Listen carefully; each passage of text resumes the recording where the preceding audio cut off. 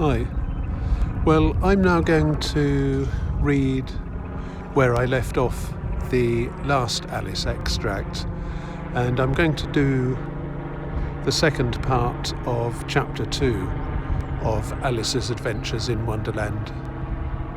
It's been a lovely sunny afternoon here. Sun has gone in a bit, but it's still warm enough to read, so I'll start in a minute.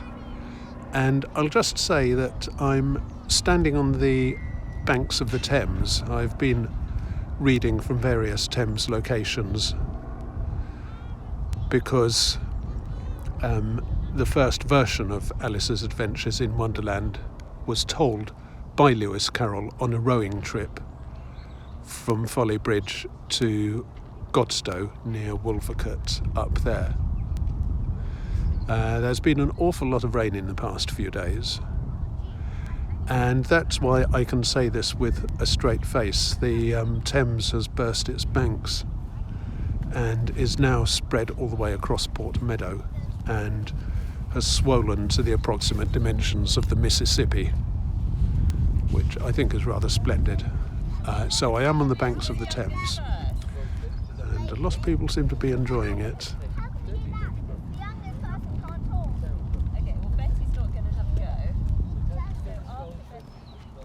And that's the sky and the rest of Port Meadow.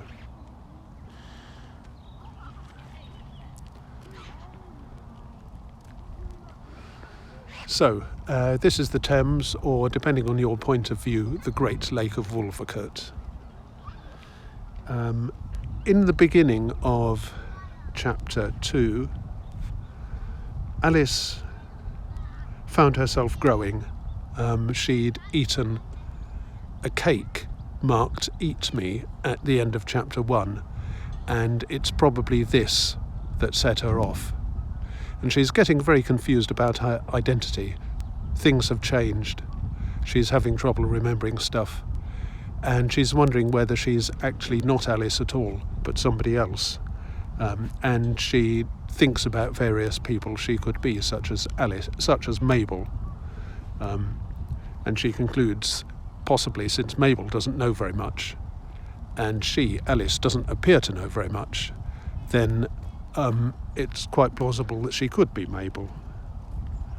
And the first part of the chapter finishes with Alice trying some arithmetic questions and some geography questions which she gets wrong, and then trying to recite a poem about the industriousness of the bee, which was well known in Lewis Carroll's day, but she gets it very wrong, and amusingly so. And she concludes that since she's getting all these things wrong, she must be Mabel, who doesn't know anything, and she'll go and have to live in Mabel's horrible, poky little house. And shortly after that, she finds that she's shrinking rapidly because of a fan she picked up, and she drops the fan just in time to stop herself from shrinking away altogether. "That was a narrow escape," said Alice, a good deal frightened at the sudden change, but very glad to find herself still in existence. "And now for the garden." And she ran with all speed back to the little door. But alas, the little door was shut again, and the little golden key was lying on the glass table as before. "And things are worse than ever," thought the poor child, "for I never was so small as this before, never. And I declare it's too bad, that it is." As she said these words, her foot slipped, and in another moment, splash, she was up to her chin in salt water.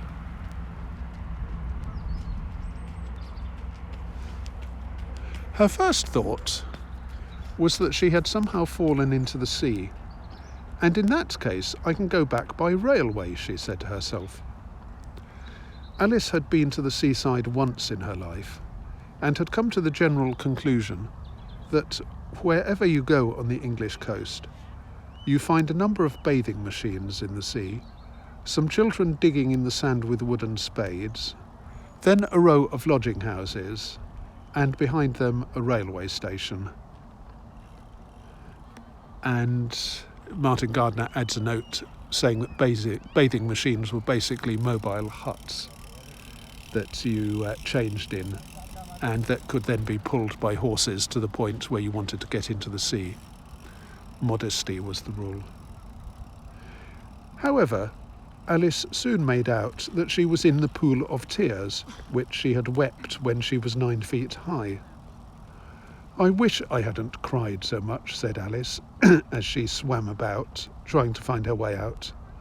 "I shall be punished for it now, I suppose, by being drowned in my own tears. That will be a queer thing, to be sure. However, everything is queer today." Just then, Alice heard something splashing about in the pool a little way off, and she swam nearer to make out what it was. At first she thought it must be a walrus or hippopotamus, but then she remembered how small she was now, and she soon made out that it was only a mouse that had slipped in like herself. Would it be of any use now, thought Alice, to speak to this mouse? Everything is so out of the way down here that I should think it very likely the mouse can talk. At any rate, there's no harm in trying. So she began, "Oh, mouse, do you know the way out of this pool? I am very tired of swimming about here, oh mouse." Alice thought this must be the right way of speaking to a mouse. She had never done such a thing before, but she remembered having seen in her brother's Latin grammar, a mouse, of a mouse, to a mouse, oh mouse. The mouse looked at her rather inquisitively and seemed to her to wink with one of its little eyes, but it said nothing. Perhaps the mouse doesn't understand English, thought Alice. I dare say it's a French mouse, come over with William the Conqueror. For, with all her knowledge of history, Alice had no very clear notion how long ago anything had happened. So she began again, "Où est la chatte?" which was the first sentence in her French lesson book. The mouse gave a sudden leap out of the water and seemed to quiver all over with fright. "Oh, I beg your pardon," cried Alice hastily, afraid that she had hurt the poor animal's feelings. "I quite forgot you didn't like cats." "Not like cats?" cried the mouse in a shrill, passionate voice. "Would you like cats if you were me?" "Well, perhaps not," said Alice in a soothing tone. "Don't be angry about it. And yet, I wish I could show you our cat, Dinah. I think you'd take a fancy to cats if you could only see her. She is such a dear, quiet thing," Alice went on, half to herself, as she swam lazily about in the pool. "And she sits purring so nicely by the fire, licking her paws and washing her face, and she is such a nice soft thing to nurse. And she's such a capital one for catching mice." "Oh, I beg your pardon," cried Alice again, for this time the mouse was bristling all over, and she felt certain it must be really offended. "We won't talk about her any more if you'd rather not." "We indeed," cried the mouse, who was trembling down to the end of its tail. "As if I would talk on such a subject. Our family always hated cats. Nasty, low, vulgar things. Don't let me hear the name again." "I won't indeed," said Alice, in a great hurry to change the subject of conversation. Are you fond of dogs?" The mouse did not answer, so Alice went on eagerly. "There is such a nice little dog near our house. I should love to show you. A little bright-eyed terrier, with, such long curly brown hair. And it'll fetch things when you throw them, and it'll sit up and beg for dinner, and all sorts of things. I can't remember half of them. And it belongs to a farmer, and he says it's so useful. It's worth £100. He says it kills all the rats. And, oh dear, cried Alice in a sorrowful tone, I'm afraid I've offended it again. For the mouse was swimming away from her, as hard as it could go, and making quite a commotion in the pool as it went. So she called softly after it, Mouse dear, do come back again, and we won't talk about cats or dogs either if you don't like them. When the mouse heard this, it turned round and swam slowly back to her. Its face was quite pale, with passion, Alice thought, and it said in a trembling voice, Let us get to the shore, and then I'll tell you my history, and you'll understand why it is I hate cats and dogs. It was high time to go, for the pool was getting quite crowded with the birds and animals that had fallen into it. There was a duck, and a dodo, and a lorry, and an eaglet, and several other curious creatures.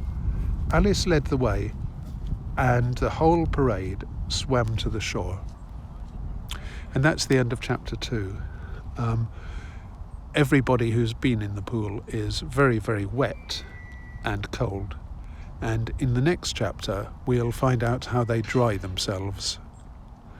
I'm just going to add a note of my own, which is that when Alice is addressing the mouse, "Oh, mouse," that's the way that Latin grammar books used to write how you address a person, because in Latin the ending of the noun changes if you address it, and the books had to demonstrate that. It's called the vocative case.